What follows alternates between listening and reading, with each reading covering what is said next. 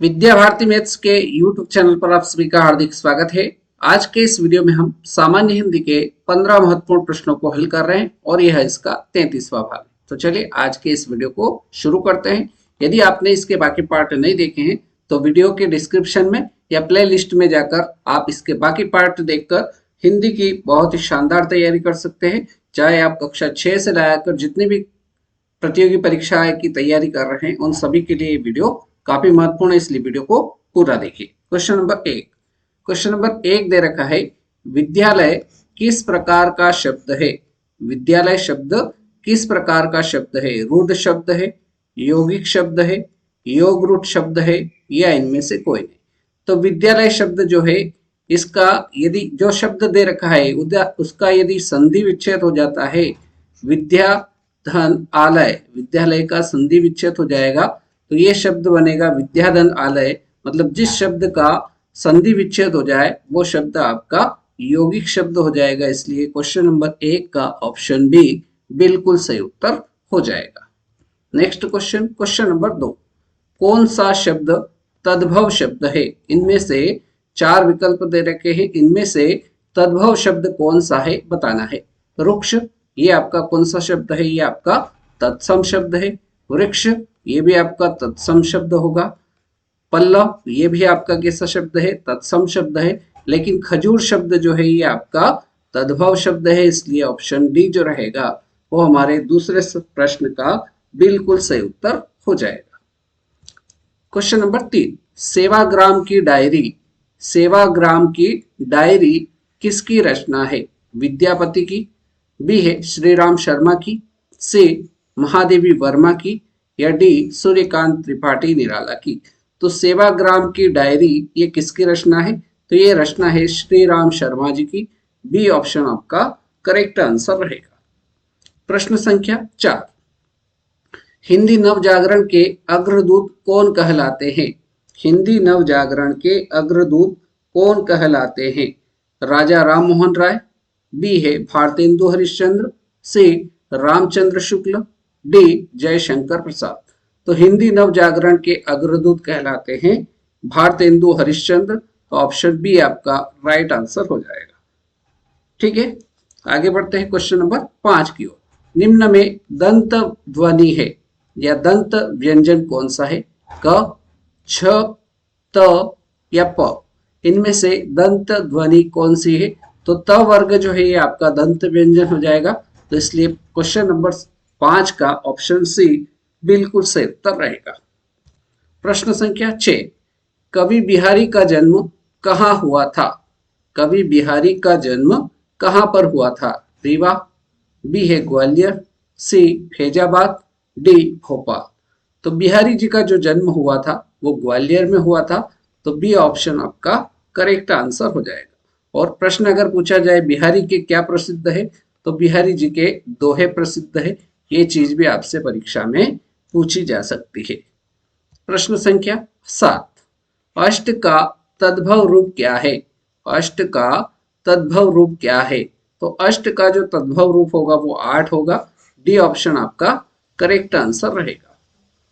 अगला question number 8, गोबर गणेश किस समास का उदाहरण है? गोबर गणेश किस समास का उदाहरण है? द्वंद्व समास, कर्मधारय समास, बहुब्रीहि समास या फिर तत्पुरुष समास। तो गोबर गणेश यह किस समास का उदाहरण होगा? तो ये आपका तत्पुरुष समास का उदाहरण होगा, इसलिए इस प्रश्न का सही जवाब ऑप्शन डी हो जाएगा।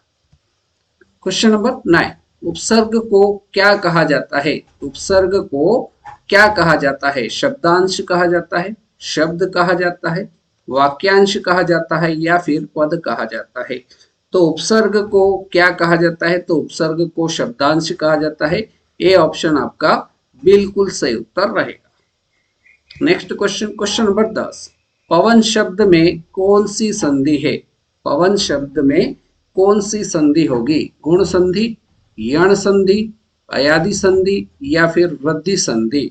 तो पवन शब्द जो है इसमें आपकी जो संधि होगी वो आपकी अयादि संधि होगी।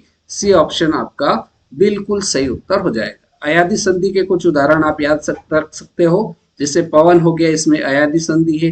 पावन हो गया, इसमें भी आपकी अयादि संधि होगी। गायक शब्द जो होगा इसमें भी आपकी अयादि संधि होगी। उसके बाद श्रवण, श्रवण, पावक, ये सारे शब्द जो है इनमें अयादि संधि रहेगी। क्वेश्चन नंबर 11, जिस समास के पूर्व एवं उत्तर दोनों ही पद समान रूप प्रदान हो उसे कहते हैं। जिस समास के पूर्व पद और उत्तर पद दोनों पद ही समान होते हैं उसे क्या कहते हैं? जैसे भाई बहन, भाई बहन, इसमें पूर्व पद भाई और उत्तर पद बहन दोनों पद प्रधान होते हैं, तो उस समास को कौन सा समास कहते हैं? तो उसको कहा जाता है कौन सा समास? तो उसे कहा जाएगा आपका द्वंद्व समास। इसलिए क्वेश्चन नंबर 11 का सही उत्तर ऑप्शन डी द्वंद्व समास रहेगा। क्लियर है? चलिए नेक्स्ट क्वेश्चन देखते हैं। क्वेश्चन नंबर 12, तिरस्कार शब्द का संधि विच्छेद बताना है। तिरस्कार शब्द का संधि विच्छेद होगा ऑप्शन ए तिरस धनकार, बी है तिह धनकार, सी है तिरह धनकार, डी तीर धनकार। तो तिरस्कार शब्द का सही संधि विच्छेद जो होगा वो होगा तिह धनकार। बी विकल्प आपका राइट आंसर रहेगा। आगे बढ़ते हैं। क्वेश्चन नंबर 13, निम्न में तत्सम शब्द का चयन कीजिए। निम्न में तत्सम शब्द बताना है। कन्हैया, किशन, कृष्ण या कान्हा।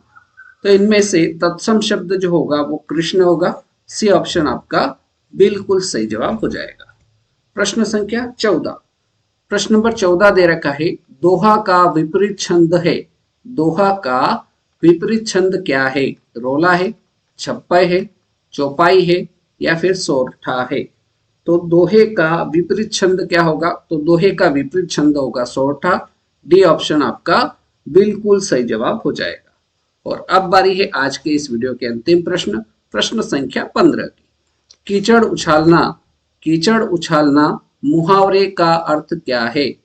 ऑप्शन ए मेल फेंकना, बी दलदल में फंसना, सी दूसरे के कपड़े गंदे करना, डी बदनाम करना।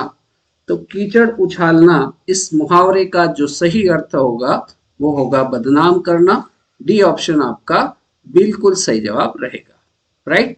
तो इस प्रकार से आज के इस वीडियो में हमने सामान्य हिंदी के 15 महत्वपूर्ण ऑब्जेक्टिव प्रश्नों को हल किया।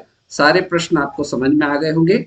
यदि वीडियो अच्छा लगा हो तो वीडियो को ज्यादा से ज्यादा लाइक करें, अपने दोस्तों को शेयर करें और चैनल पर नए हो तो चैनल को सब्सक्राइब कर लीजिए और बेल आइकन को प्रेस कर दीजिए ताकि इस प्रकार के नए वीडियो जब भी अपलोड हो उसका आपको नोटिफिकेशन प्राप्त हो सके और आप हिंदी की बहुत ही अच्छी शानदार तैयारी कर सकते हैं।